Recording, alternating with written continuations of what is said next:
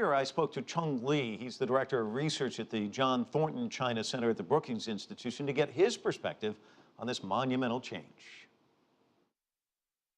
In China, that the policy change is very much expected. Actually, people believe that in reality, that policy is not effective anymore, and because people can move, rural people can move around, and then there's no monitor system to control them in how many they can decide how many children they will have. And in urban areas, because of rise of middle class, because people become rich, they are not concerned about the penalty that they will receive if they have more than one child.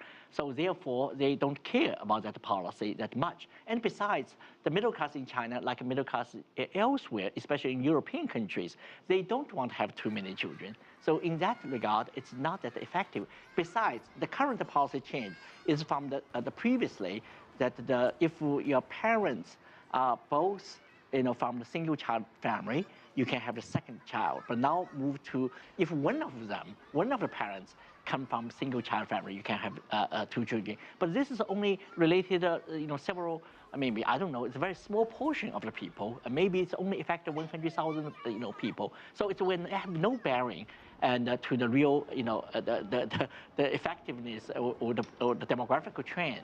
But I think the important thing is this policy is on the right direction.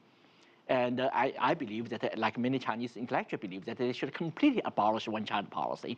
And for several reasons. Politically, that it's, because international media really cover that extensively, because they think it is a human rights issue that is related with abortion, religious groups very much concerned. So in a way, that Chinese government, Chinese leadership actually include that issue in the announcement. It's very smart, very wise, because they will resonate very well in the international community. And economically, that's important, because China will very soon experience labor shortage. So that kind of birth control will not resonate very well.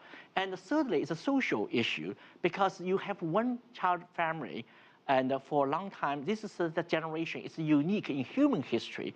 Then there's kind of a little emperor mentality, the egoness that could be social. And finally, the demographic trend, because China is rapidly entering aging society, and also the gender ratio imbalance is also very, very disturbing. So in a way, that its policy is really rather abolish of the one-child policy or modify or relax the one-child policy. It's in the right direction.